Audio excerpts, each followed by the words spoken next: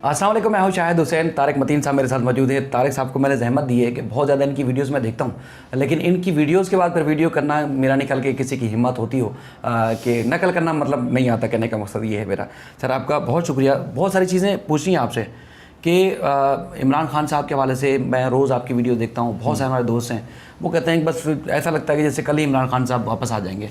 तो आप नहीं समझते कि पहला मरहला जो है कामयाबी का वो तो ये है कि ज़िमनी इंतखाबात होने हैं 20-25 सीटों पे पंजाब में, वो तो जीत लें, उसके बाद फिर वफाकी हुकूमत में तो उसके बाद में आने का सोचा जाएगा। अच्छा, ये जो ज़िमनी इंतखाबात हैं पंजाब में 20 सीटों के, ये पाकिस्तान तहरीक इंसाफ जीत लेती है तो फिर पाकिस्तान तहरीक इंसाफ मरकज़ की हुकूमत खट से गिरा देगी। ये जीत लिया तो पंजाब है, सबसे बड़ी आबादी, सबसे ज़्यादा वोट, पंजाब जीत लिया, तख्ते लाहौर पे आपका कब्जा है, तो फिर आप मरकज़ जो है उसको आराम से गिरा सकते हैं और तख्ते लाहौर के बगैर मरकज़ चलाया नहीं जा सकता। इसीलिए इमरान खान साहब का नंबर ज़रा सा कम था पंजाब में 2018 के इलेक्शन में, लेकिन आज़ाद नुमाइंदे मिलाए, काफली से मिले और यहाँ पर भी हुकूमत बनाई, वरना इसके बगैर मरकज़ चल नहीं सकता था। अब आप ये देखिए कि अगर पंजाब में हमजा शहबाज की हुकूमत गिरा दी, सिंध में पीपल्स पार्टी की हुकूमत है, बलूचिस्तान में बाप की हुकूमत है, खैबर पख्तूनख्वा में तो पीटीआई की हुकूमत है, गिलगित बल्तिस्तान में आज़ाद कश्मीर में पीटीआई की हुकूमत है। पंजाब में अगर पीटीआई की हुकूमत आ गई तो शहबाज शरीफ कितने एरिया के वजीर आजम है? 26 किलोमीटर इस्लामाबाद के वजीर आजम है शहबाज शरीफ। फिर शहबाज शरीफ जो है वो पूरे पाकिस्तान के वजीर आजम जो है वो वाला मिथ ही खत्म हो जाएगा। तो ये बहुत इंपॉर्टेंट है 20 सीटों का जो इंतखाब है। मेरे पास काश कि मुझ में इतनी हिम्मत भी हो और हमारे हालात भी ऐसे हों कि हम चला सकें। मेरे पास एक लिस्ट है, वो लिस्ट मैं आपको अभी दिखा देता हूं। ये लिस्ट मुझे एक सीनियर गवर्नमेंट ऑफिशियल ने भेजी और उन्हें बड़ा गुस्सा है कि शदीद ज्यादती की जा रही है पाकिस्तान तहरीक इंसाफ के साथ। और उनका ये कहना है कि जो अभी हालिया दिनों में ट्रांसफर पोस्टिंग्स हुई हैं पंजाब में, ये तमाम ट्रांसफर पोस्टिंग्स पुलिस के बड़े बड़े अफसर और इंतजामी मशीनरी, ये तमाम मुस्लिम लीग नून ने अपने बंदों की फील्डिंग लगा दी है और इस फील्डिंग के जरिए मुस्लिम लीग नून ने इलेक्शन जीतने का इंतजाम एक कर लिया है। नंबर 2, ये जो आप देख रहे हैं वोट उठा के फेंक दिया गया, कहीं का वोट कहीं फेंक दिया गया, यह भी वो सिलसिला है कि जिसके जरिए पाकिस्तान तहरीक इंसाफ का वोट तोड़ा जा रहा है। इसमें जो ज्यादातर तादाद सामने आ रही है लोगों की, वो लोग क्या हैं? वो 20 से 40 के दरमियान के लोग हैं। 20 से 40 साल की उम्र का ये वो एज ब्रैकेट है जिनके बारे में सबसे ज्यादा समझाता है कि ये पीटीआई के सपोर्ट रहे हैं। तो एक तो ये काम हो रहा है।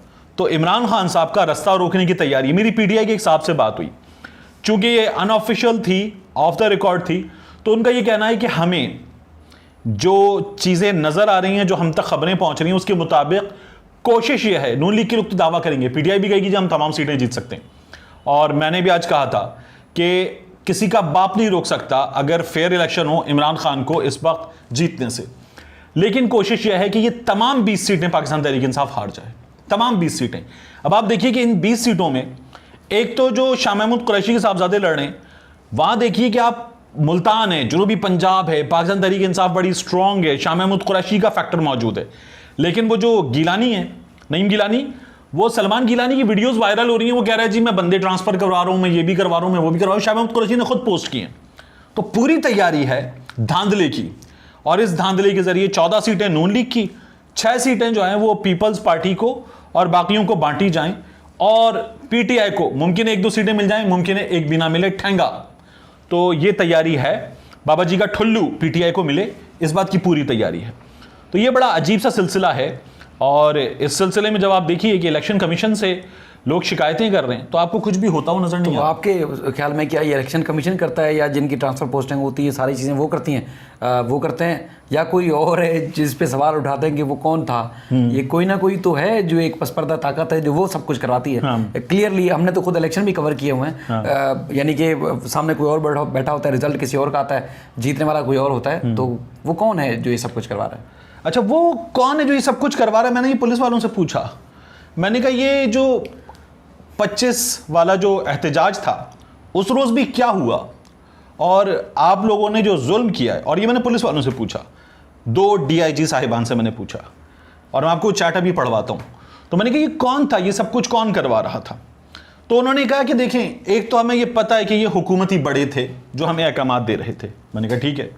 कहने लगे दूसरे वो कौन था जिसने अदालत जो है वो खुलवाई थी, वो कौन था जिसने प्रिजनर वैन लाके खड़ी की थी? वो कौन था जिसके बारे में ये खबरें लगी कि इमरान खान के चेहरे पर निशान आ गए हैं? तो उन्होंने कहा कि ये अजीब चीज़ें हैं, और ये पुलिस वालों ने कहा कि अहकामात कहीं और से भी आ रहे हैं। तो अहकामात जो हैं वो सिर्फ हुकूमत के बड़ों से नहीं आ रहे, अहकामात कहीं और से भी आ रहे हैं। और ये जो अहकामात आ रहे हैं, तो मैंने कहा कि उनसे मैंने पूछ लिया, मैंने कहा वो कौन था? कहलें आप बताएं वो कौन था। तो ये वो सवाल है जिसका जवाब जो है वो अभी सब ढूंढ रहे हैं, और ये मालूम अफराद हैं। आमतौर पर हम कहते हैं ये नामालूम अफराद हैं, तो इसके लिए हम नारा लगाते हैं जब सहाफ़ी, जब हम बताना नहीं चाहते तो हम कहते हैं ये जो नामालूम है ये सबको मालूम है। तो एक तो ये सबको मालूम है। दूसरा, मैंने अभी पिछले दिनों ट्विटर पे बहुत किया और सोशल मीडिया पे बहुत किया कि इमरान खान के खिलाफ साजिश शहबाब स्वीट्स ने की है, जावेद निहारी वाले ने की है, फज्जे पाए वाले ने की है, खलीफा नानखताई वाले ने की है, और उसके बाद नीचे सोशल मीडिया पे बच्चे जवाब दे देते हैं कौन था। तो बात यह है कि क्या लोगों को नहीं पता? जब आप कहते हैं इमरान खान के खिलाफ साजिश जावेद निहारी वाले ने, गौसिया मिल्क शॉप वाले ने, गोल्डन पान करीमाबाद वाले ने की है, तो क्या लोगों को नहीं पता कौन था? तो लोगों को भी पता कौन था।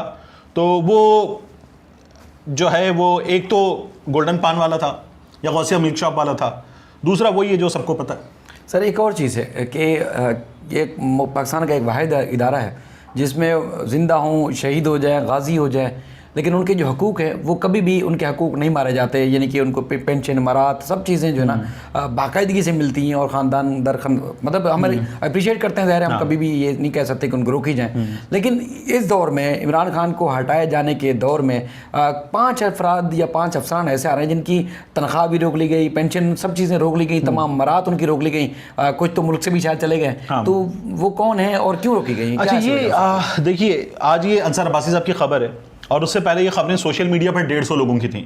मरियम बीबी ने एक जुमला कहा था, मरियम नवाज शरीफ ने, कि अगर रिटायर्ड फौजियों को इतना शौक है पीटीआई की हिमायत में बात करने का, उनकी मुहिम चलाने का, तो वो तमगे वमगे छोड़ दें अपने और सियासत में आ जाएं तमगे वापस करके।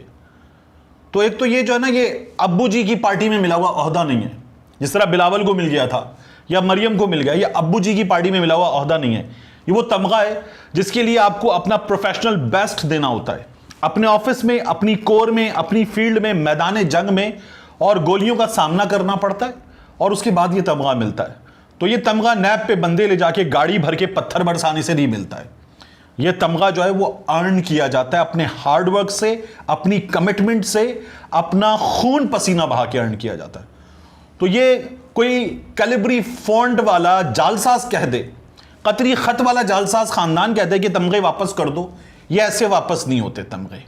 और ये किसी जालसाज खानदान को, किसी ऐसे खानदान को जिसके बेटे को अदालत कहे कि यार ये जो तुम्हारा बेटा है ये तुर्की में मौजूद था, ये सऊदी अरब में मौजूद था, ये हरम पाक में मौजूद था, इसको अदालत बुलाती है नहीं आता, वहां पे उसकी वल्दियत भी नहीं लिखते। तो वो जो है ऐसे जालसाज खानदान को ये हक कोई दे तो छितर मारने चाहिए ऐसे आदमी को कि बेशर्म आदमी, तुम इनको ही हक दोगे कि ये बात करें शहीदों पे, उन शहीदों पे जिनके लिए हमारा ये यकीन है कि जब तक ना जले दीप शहीदों के लहू से, कहते हैं कि जन्नत में चरागा नहीं होता, उनके लिए ये जालसाज बात करेंगे, ये 2 नंबर लोग बात करेंगे, ये अदालत को रिटन फ्रॉड देने वाले लोग बात करेंगे। तो एक तो ये नहीं होना चाहिए। तो ये फौज ने भी कहा कि मरियम के बयान से इसका कोई ताल्लुक नहीं है। अंसार अब्बासी साहब की खबर से हमें ये पता चला कि उससे पहले हुआ था।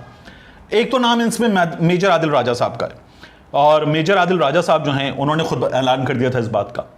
बाकी इसमें जो है वो 3 स्टार जनरल्स मौजूद हैं, खबर के मुताबिक 5 लोग हैं, मेजर से 3 स्टार जनरल्स तक के लोग इसमें मौजूद हैं, और इन लोगों को ज़ाब्ता-ए अखलाक की खिलाफ वर्जी और फौज का ये बताना है कि हद क्रॉस करने के बाद तनकीद करने पर यह सज़ा मिली है, और ये सज़ा जो है वो ऑफिशियल सीक्रेट एक्ट के तहत है। अब इसमें बाज़ लोग ये एतराज़ कर रहे हैं कि जो ऑफिशियल सीक्रेट एक्ट है ये रिटायर्ड लोगों पर क्यों लागू हो रहा है।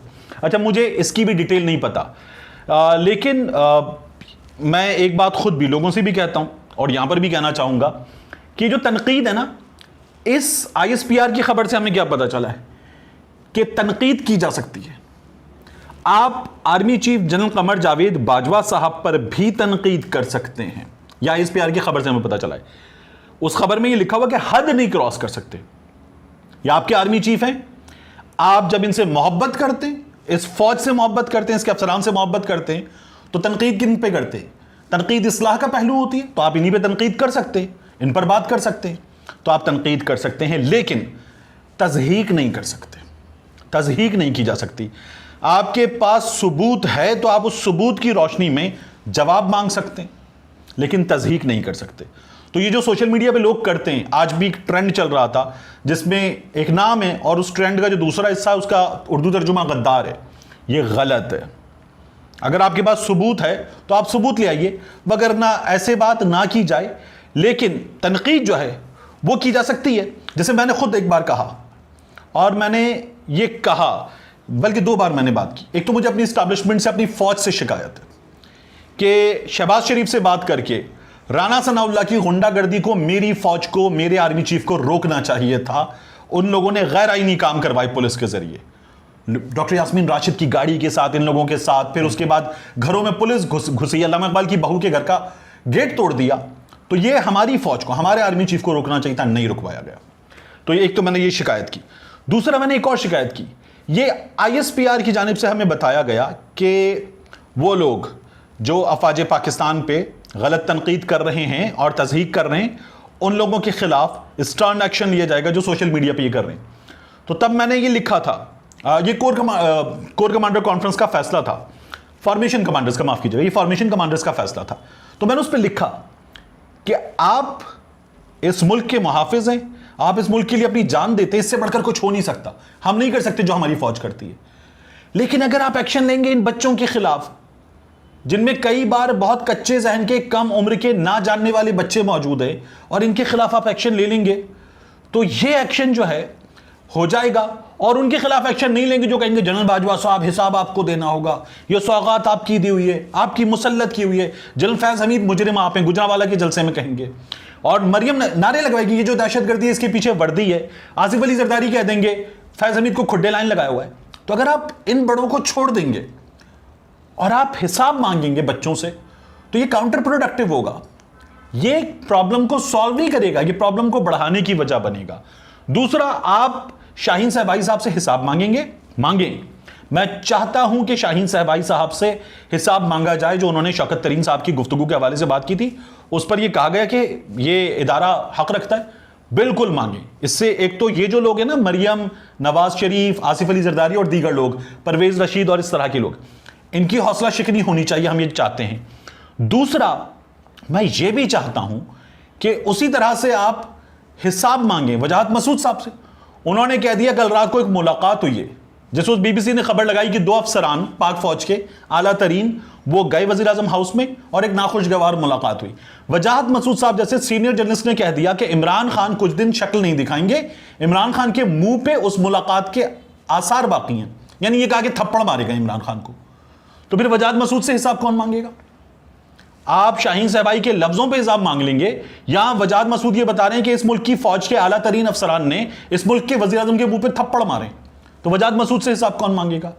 बाकियों से हिसाब कौन मांगेगा? तो ये हिसाब मांगे। मेरी फौज मेरा फख्र है, मेरे माथे का झूमर है, और हम अपनी फौज के लिए, फौज हमारे लिए जान देती है, हम अपनी फौज के लिए किसी भी हद तक जाने को तैयार हैं। लेकिन ये जो चीजें हैं कि आप बच्चों को मिसाल बना दें, और मियां नवाज शरीफ जैसा ताकतवर आदमी जो है उसे आप निशान इबरत ना बनाएं, ये होगा तो इन बच्चों की हौसला शिकनी कैसे होगी? नहीं होगी इन बच्चों की हौसला शिकनी। तो ये हौसला शिकनी करनी चाहिए। चलिए सर, आपने बहुत कीमती वक्त की वजह से आज खरी खरी बातें की और बड़े गुस्से और जज्बात में बातें की। उम्मीद करते हैं कि मामला बेहतर होंगे, और ख़ासतौर पर जिन लोगों की मराहत और पेंशन रोकी गई हैं, उनसे हिसाब किताब से बेहतर ये है कि अपने ऊपर ही अपने जो फैसले उन पर नज़रसानी की जाए तो शायद ज़्यादा बेहतर हो। वरना लोगों को और ज़्यादा गुस्सा आएगा और ज़्यादा तनकीद होगी, और ज़्यादा जो तनकीद होगी फिर बर्दाश्त नहीं कर पाते लोग। बहुत शुक्रिया।